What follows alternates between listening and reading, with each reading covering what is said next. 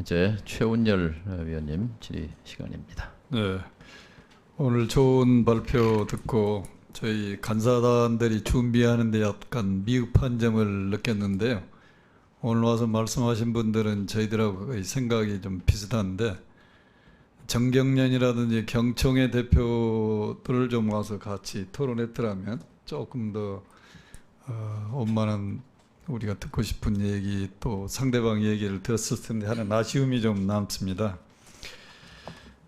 저희 그 근로는 거의 뭐 기업이 90% 이상을 창출하기 때문에 기업이 잘 돼야 되고 기업이 활성화돼야 일자리가 생기는 거고, 아까 노민선 연구위원이 얘기하신 대로 그 일자리 중에 88%는 중소기업이 책임을 지고 있기 때문에 앞으로 이 일자리의 문제의 핵심은 중소기업이 어떻게 이윤이 보장이 되고 활성화되느냐의 관건이 있다, 저는 그렇게 생각이 됩니다. 그런 문제를 해결하기 위해서 저희들이 지금 하고 있는 게 소위 경제 민주화 그런 이슈들인데, 이런 문제가 해결이 안 되면 고용의 문제도 해결이 안 되고 앞으로 우리 사회 지속 가능한 성장도 어렵다는 전제에서 저희들이 여러 가지 그 법도 만들고 있고 문제를 많이 제기합니다만, 여기서 발표하신 분들 납품가 인하 문제라든지 징벌적 손해배상, 특히 이제 전속고발권 폐지, 전속고발권 폐지는 제가 대표 발의를 해서 지금 발의되어 있습니다. 근데 여기 오신 분들은 대개 이제 찬성하지만 정경련을 중심으로 한 대기업 쪽에서는 굉장히 또 반대가 많은데, 반대한 이유를 들어보니까 남소 걱정을 해요. 남소. 근데 제가 참, 법이 있으면 법을 지키면 되는 거지 법을 어겨놓고 남소의 걱정을 한다, 그건 굉장히 넌센스 같아서 앞으로 우리 존경하는 백성주 의원님이 이제 저 여당에 계시니까 이런 법안들이 통과될 때 적극적으로 옆에서 좀 후원을 해주시면 좋을 것 같습니다. 그다음에 우리 김성근 원장님께 좀 이제 아까 우리 백 의원님께서도 질의를 하신 내용인데, 지금까지 우리나라 그 노동 개혁할 때 보면은 특히 이제 정부 쪽에서는 노동의 유연성을 담보할 수 있는 노동 개혁, 그렇게 하니까 우리 이제 근로자 단체가 수용하기 어려운 부분이지 않겠어요? 또 근로자 단체나 야당 쪽에서는 고용의 안전성, 이것만 또 강조하니까 사용자들이 수용하기 어려운 그런 부분이 있어서 계속 개미 쳇바퀴 돌듯이 시간만 흘러가는 게 아닌가, 그런 생각을 합니다.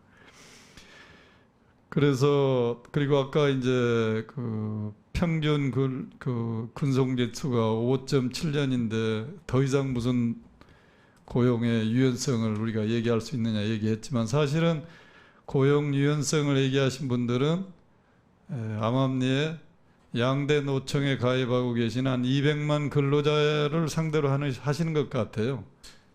근로자 1930만 명 중에 근로자 단체에 가입하지 않는 분들이 한 1700만 정도 되기 때문에 이분들은 뭐 굉장히 더 이상 유연화할 수 없을 정도로 유연화되어 있어서, 문제는 이제 한 10% 정도 가입된 200만 그 양대 노총에 가입하신 분들인데, 이분들께서도 궁극적으로는 고용이라는 게 중요한, 실업이 제일 큰 문제이기 때문에 일자리라는 게 중요하다. 그럼 지금 우리 경제가 구조적인 위기에 처해 있어서 계속 매출액은 줄고 확장형이 아니라 축소형 경제로 간다고 그러면, 그런 상태에서 기업이 살아남으려면 어떻게 할 거냐. 비정규직을 무조건 정규직으로 전환한다고 기업이 수용할 수 있을까? 그건 불가능한 얘기라고 생각합니다. 그런 문제를 해결하려면 이제 기존의 한 그 양대 노총에 가입하고 계시는 200만 그 근로자분들께서 전향적으로 어떤 임금에 대한 희생, 물론 그 전에 대주주나 경영자들의 과감한 희생이 전제돼야 되겠지요. 그분들의 희생이 있고, 그 다음에 우리 양대 노총에서도 그런 희생이 전제되어야 비정규직이 정규직으로 전환되고 새로운 일자리가 창출되지. 그래서 이런 거에 대한 아까 그 조금 전향적인 말씀을 하셨는데 다시 한번 그 말씀을 좀 해주시면 어떨까 싶습니다. 그 부분에 대해서 수용 가능하신지.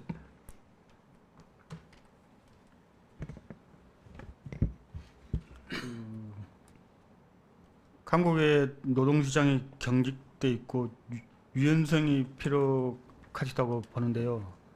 이게 이제 뭐 어떤 통계 근거에서 이게 나오는지 모르겠는데 국제 비교를 하려면은 각 나라의 그 실정을 정확히 파악해야 한다고 봅니다. 한국은 이제 원하청 관계, 대기업 중소기업 관계가 워낙 이제 양극화돼 있기 때문에 그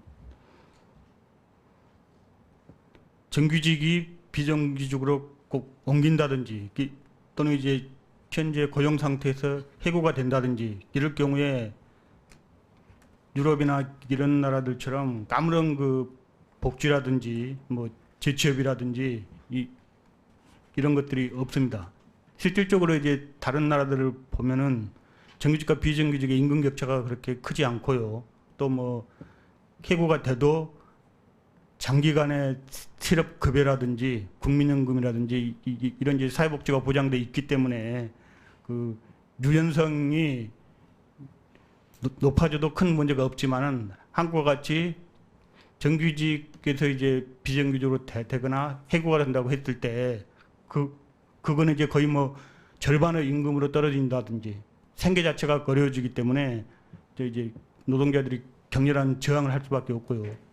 따라서 노동 유연성을 높이려면은 노동자들한테 양보해라 뭐 이러기보다는 정규직과 비정규직의 격차를 해소하는 것 이게 우선이라고 보고요. 따라서 이제 노동시장 개혁보다 더 앞서서 이루어질 것은 재벌 개혁과 경제 민주화가 되면은 자연스럽게 뭐 정규직과 비정규직의 임금 격차가 거의 없는데 여기에 있어서 그렇게 뭐 심각한 대결이나 이런 것도 줄어들 수 있다고 봅니다. 네. 그거가 이어져서 이제 우리 이원덕 박사님께 한번 여쭤보고 싶은데 아까 동일노동 공정임금 말씀하셨잖아요. 예. 그거하고 비슷하게 지금 우리 김 원장께서도 말씀하셨지만 저는 이제 평소에 생각이 우리 사회 임금 구조를 정규직하고 비정규직, 지금은 정규직은 임금도 많고 고용도 안정돼 있고 비정규직은 월급도 뭐 150만 원밖에 안 되고 언제든지 해고가 가능하고, 그러니까 기회 사용자가 사람을 뽑으려면 항상 비정규직을 선호할 수밖에 없지 않겠어요?